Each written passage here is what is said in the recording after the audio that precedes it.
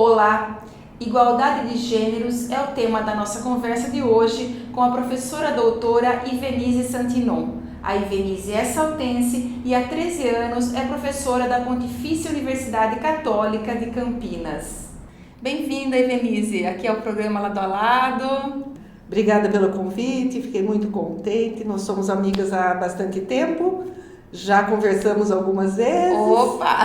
E fiquei muito contente pelo convite. E vamos começar bombando agora. Uhum.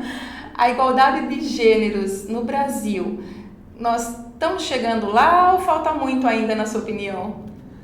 Olha, na minha opinião, falta muito, mas nós já avançamos bastante.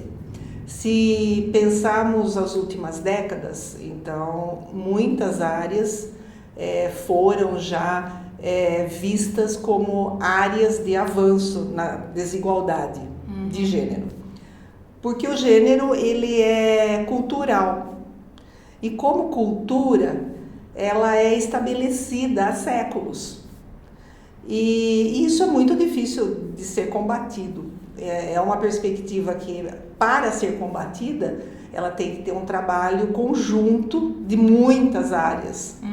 E nós nascemos praticamente com esse gênero em desigualdade, no caso das mulheres, porque somos uma sociedade machista e que fomos colonizados por sociedades patriarcais. Dentro de casa, como que é que está essa questão da relação de poder? Já está mais equilibrada? A mulher e o homem já estão assim mandando em pé de igualdade dentro de casa ou ainda não? Tem muitas famílias que hoje já estão em pé de igualdade. Nós não podemos negar isso, até porque as mulheres saíram para trabalhar, as mulheres estudam mais, as pesquisas mostram isso, que nós estamos mais nos bancos das universidades e nos trabalhos em geral. Isso fez com que as casas também tivessem que remodelar o seu estilo de vida em função da parte econômica, em função das tarefas e aí das relações interpessoais, que são relações de poder dentro de casa. Até então, há umas décadas, quando as mulheres não saíam, eram aquelas que só ficavam em casa para a gravidez, para parir os filhos e para controlar e cuidar deles. Quando inverte o papel, e que também acho que é importante pensar os maridos em algumas crises, como essa que nós estamos passando agora, que é uma crise econômica e que onde os maridos muitas vezes perdem os trabalhos, os empregos, as mulheres ganhando menos é mais fácil de achar um trabalho. Então, ou elas iam trabalhar como doméstica ou arrumar um emprego ganhando menos, invertia a posição, eles começavam a ver algumas coisas diferentes em casa e com isso invertia a lógica da relação de poder, né? Mas ainda tem muita coisa a ser melhorada, porque as últimas pesquisas mostram, as recentes, que nós trabalhamos mais ainda, em dupla ou tripla jornada, ganhamos menos e somos ainda menos valorizadas em muitas profissões. Hoje você acha que a discriminação da mulher no trabalho é maior do que dentro de casa? Olha, eu acho que é em pé de igualdade. Eu sempre tenho assim uma teoria comigo que nós somos, seja dentro de casa, seja dentro das igrejas, dentro dos clubes de futebol, nós não somos patrocinadas ou valorizadas porque nós reproduzimos um sistema que está impregnado na sociedade. Muitas vezes nós não sabemos enxergar só. Então, para quem não aprendeu a enxergar, nos textos de jornais, revistas em quadrinhos, novelas. Então, hoje, com o avanço também dos meios de comunicação, a internet ajuda já com novas ideias. A televisão, na questão das novelas, tem já um papel social, tentando mostrar para as pessoas que elas devem pensar um pouco diferente, ajudar. Então, com o espírito de solidariedade sendo provocado, nós somos provocados também a pensar a questão de gênero. Eu tenho visto assim que nessas gerações mais novas, que os casais enamorados tal, já tem uma relação muito mais equilibrada, Sim. né? É exatamente isso. Os jovens, eles já estão demonstrando esse equilíbrio. Mas nós estamos no meio de um momento de crise que é mundial, não é só brasileira. E que esse momento de crise, ele mostra que entender o outro como diferente é muito complicado. A intolerância, ela não é só religiosa, não é só sexual, ela não é só econômica, ela é social e é muitas vezes de competição simplesmente por tarefas, por status, né? Há uma pesquisadora chamada Karen Armstrong, ela é uma ex-religiosa, mas é professora em Harvard hoje. Ela é inglesa e está nos Estados Unidos. E ela fez uma pesquisa falando do que nós, na academia, nós falamos em fundamentalismo religioso. O âmbito religioso, ele nos ajudou muito a sermos intolerantes com diferentes e desiguais com o gênero. Porque a maioria das religiões sempre trabalharam a questão dos homens com muito mais critério nas hierarquias. Ela diz assim, que há um desequilíbrio e que mesmo as novas gerações, elas estão tendo dificuldades, elas estão lutando para ter esta, como você falou, uma cobrança, ou vamos tentar fazer uma negociação? Vamos negociar? Eu vou no cinema, pago essa semana que vem você paga? Dividindo as despesas, né? Então os jovens estão tentando fazer essa negociação, mas para eles também é difícil entender que os pais, os avós, a sociedade fizeram de outro jeito. Nós temos tradicionalmente arquétipos, modelos que nós copiamos. E você acha que a Lei Maria da Penha ajudou na questão aí da relação de poder dentro de casa? Ajudou. Pena que ela já é uma lei um pouco antiga e nem todo mundo conhece bem. Eu acho que ela ajudou, inclusive, para olhar com equilíbrio o lado da discriminação para com os homens em alguns setores também. Porque a gente sabe que os bons advogados, os profissionais da área do direito, eles podem e devem se apropriar da mesma lei para a igualdade dos gêneros, tanto homem quanto as mulheres. Claro. E isso, para as mulheres, muitas vezes não está claro. Nós descobrimos que até jovens, se você falar só Lei Maria da Penha, já ouviu dizer, sabe que tem alguma coisa com mulher, mas eles não sabem o âmbito da lei e tudo que a gente deve fazer que a lei nos ampara. Nós descobrimos, por exemplo, no meio universitário, são pessoas que estão entrando na faculdade, já fizeram bons colegiais e tal, chegaram lá, fizeram uma pergunta com relação à Lei Maria da Penha. Para nossa surpresa, 30% dos alunos erraram. Ivenise, a questão da discriminação da mulher, nós já falamos aí dentro de casa, falamos um pouquinho no trabalho, que a discriminação aí de salários de pessoas, de mulheres e homens na mesma função é grande. E na política, porque houve a lei que teve a cota, né, de mulheres que 30% tem que ser candidatas, né, pelo menos 30%. E parece que no primeiro momento aumentou o número realmente de mulheres candidatas, mas eu não vejo o mesmo aumento no número de mulheres eleitas. Isso. O que acontece que mulher não vota em mulher? Você está certa. E as pesquisas mostram que as questões políticas, que são as relações de poder, elas estão tão introjetadas em nós, que nós mulheres votamos em homens. E isso é um desafio que eu tenho feito muito isso com alunas e perguntado depois para quem elas votaram. E isso é um dado significativo, porque as cotas foi exatamente para tentar mostrar uma justiça para com o gênero, porque as mulheres não estavam lá e não estamos. Todos os partidos tiveram que fazer adesão, porque é lei, vamos botar 30%, tem que cumprir 30%. Mas as últimas eleições, parece que já me mostraram uma pesquisa, que nas últimas eleições tem um grande número de partidos que não conseguiu preencher o número verdade. dos 30%. Ou seja, a lei está lá, para cumprir e não está conseguindo, porque também nós mulheres não estamos nos candidatando. Nos dispondo, dispondo, tendo disponibilidade para o trabalho político.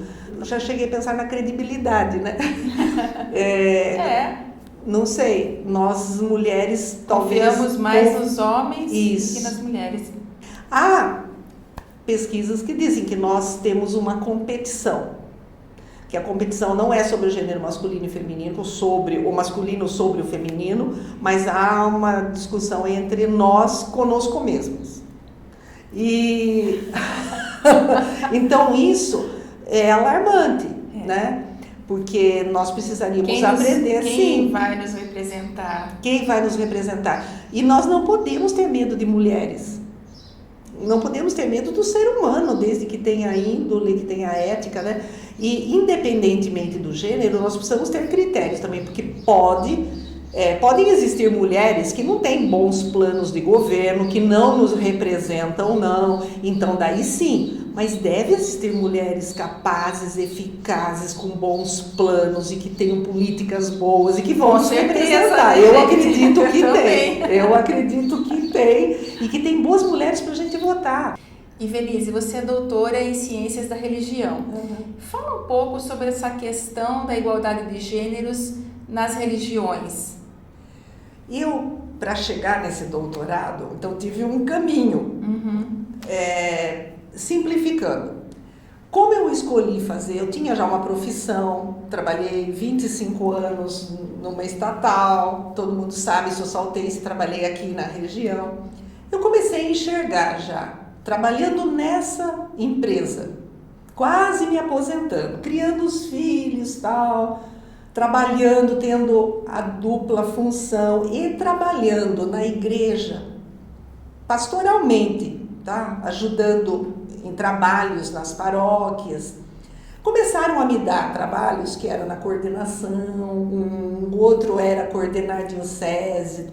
Bom, quando eu comecei a trabalhar nesse viés, eu comecei a pensar em estudar para poder falar melhor com as pessoas que nos procuravam nas igrejas. E isso eu comecei a articular com o meu trabalho anterior. Eu trabalhei a vida inteira no meio de homens. Então, sentia na pele a relação de poder que tinha no meu ambiente de mais de 20 anos e que eu sempre me dei bem com eles. Mas uma piada diferente, eu falava, tem alguma coisa, porque a piada é para eu interpretar, não para eles. A piada era para eles também interpretarem que eles estavam me discriminando.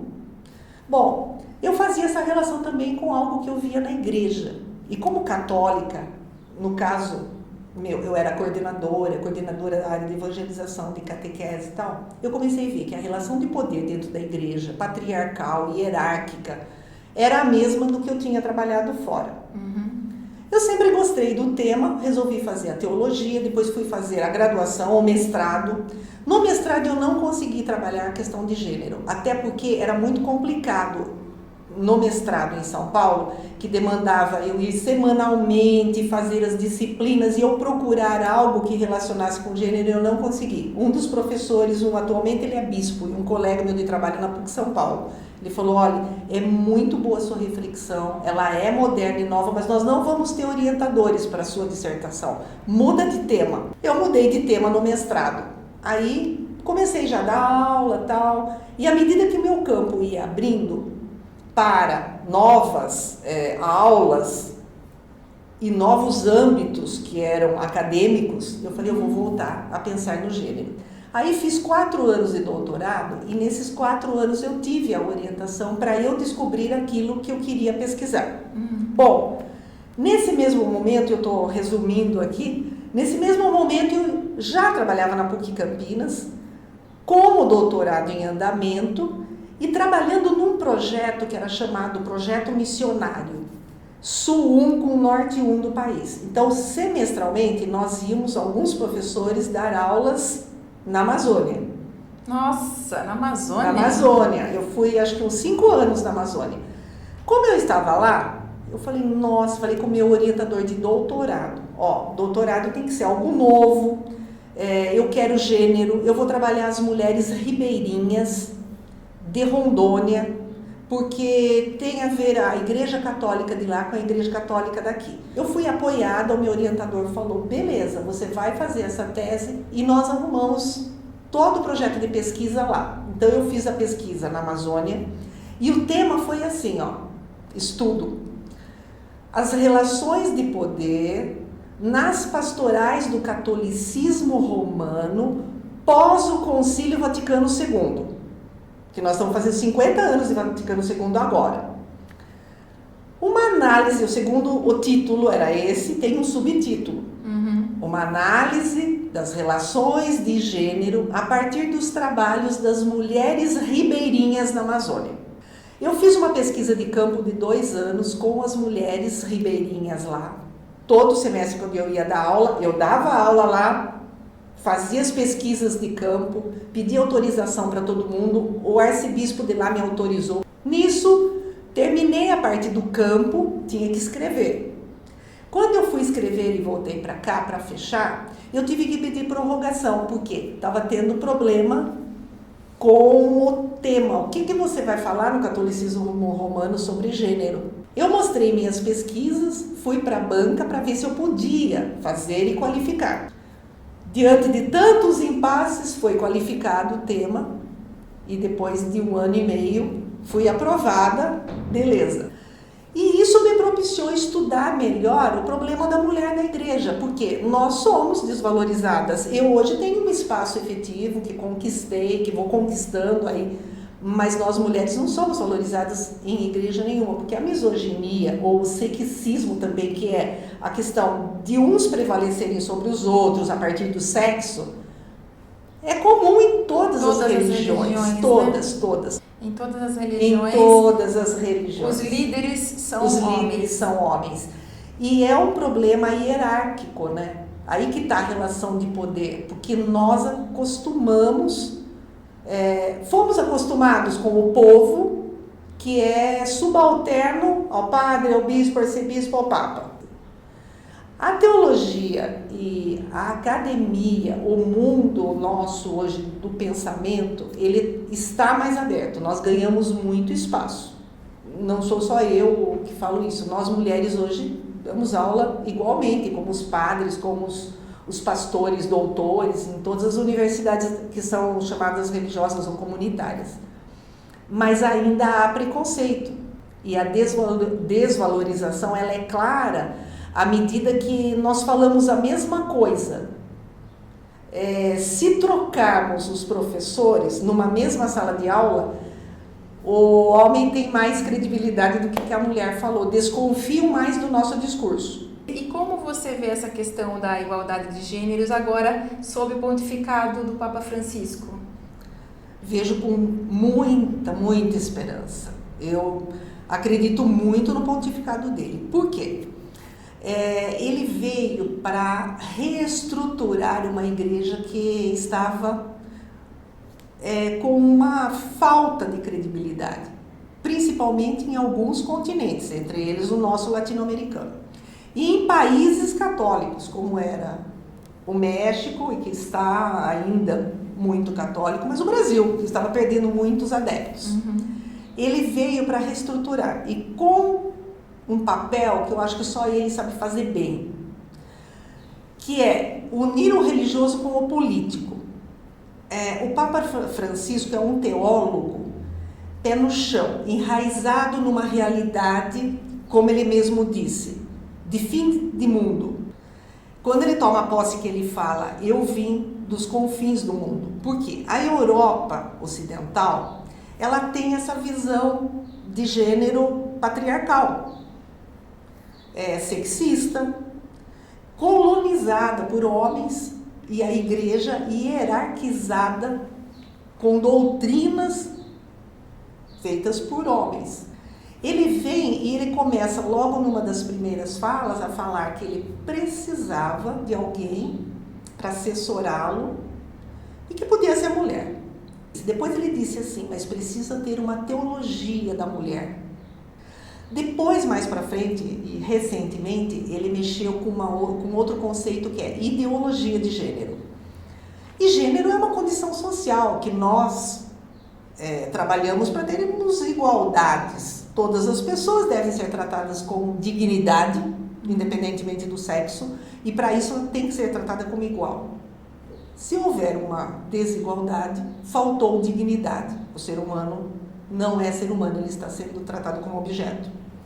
Ele vem mexer nessa questão a partir da estrutura e a partir do quê? Do poder que ele tem, que é comandar uma baita de uma igreja, de uma instituição que vinha com problemas desta linha, que era doutrinal e que era hierárquica, e na hierarquia estava com problemas econômicos, e ainda está, ele está tentando mexer, e com problemas econômicos e éticos. E ele, eu vejo com muita credibilidade, é aquele que assinala. E ele vai assinalando ou sinalizando de uma forma sutil, que não é todo mundo que interpreta, por isso ele está tendo ainda muita rejeição. E ele tem resistência, como qualquer um que mexe em relações de poder. Que Deus deu ao Papa Francisco muita força sempre para fazer essas mudanças que ele precisa fazer. Que dê força para ele. Como que a gente pode ajudar para que as futuras gerações, elas diminuam essas desigualdades, né? Através da educação, da educação em casa, da educação na escola. Como é que a gente pode trabalhar isso com os nossos filhos, com os nossos sobrinhos, com as nossas crianças? Eu acredito na educação. E a educação não só nossa, nas escolas, são importantes, e eu acho que, e aqui faço uma colocação em meio ao mundo educacional, do mundo profissional. O professor, o diretor da escola, tem um papel importante, mas eu acho fundamental o papel da família nessa educação. Precisamos trabalhar com equilíbrio. O profissional da área da educação e os pais. Hoje sabemos que os modelos de famílias mudaram. Mas também os avós, os tios, os parentes, as madrinhas, padrinhos. Por quê? Nos pequenos gestos, sejam em casa, sejam no lazer, no clube, na igreja, e com o auxílio de bons educadores, professores que saibam realmente valorizar esse lado da família com o lado profissional da educação, eu acho que é o caminho, mas é desde pequenos. Então é uma mudança de concepção e de paradigma dentro e fora de casa, dentro e fora da escola. Por isso que mexe com o social. Então é um trabalho de formiguinha, conjunto, em equipe, que todos nós temos que fazer. Eu acredito muito na educação. Ivenise, eu queria aqui agradecer a sua presença aqui no Lado a Lado. Muito obrigada por todas essas informações que você passou pra gente. Eu espero que a gente tenha conseguido, com esse programa, inspirar outras mulheres, né, a confiarem mais nas suas parceiras, nas suas amigas, nas mulheres em geral, né, para que a gente tenha realmente menos desigualdade aí de gênero, não só as mulheres, mas toda aí a população, os homens, os transgêneros, né? Claro. Somos todos iguais e queremos todos ser felizes. Isso. Obrigada, eu que agradeço primeiramente o convite, como eu já agradeci, e espero que você continue firme no seu trabalho e que realmente a gente consiga essa igualdade, né?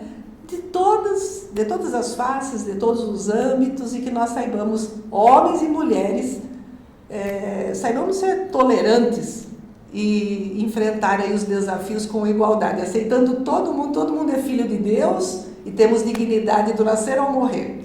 Amém, amém. E obrigada a você que acompanha aqui o Lado a Lado. Se você gosta, curta, comente, dê um like, inscreva-se no nosso canal e a gente se vê no próximo. Beijo, até mais. Tchau.